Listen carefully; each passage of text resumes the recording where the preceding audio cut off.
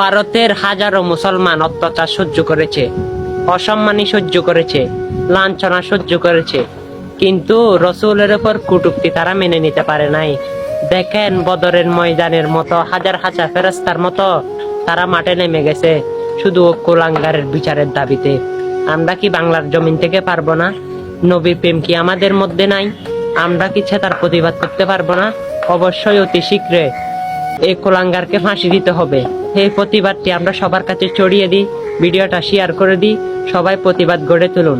দেখবেন ওই কুলাঙ্গার গ্রেপ্তার হয়ে ফাঁসির কাঠগড়ায় ইনশাল্লাহ চলে আসবে।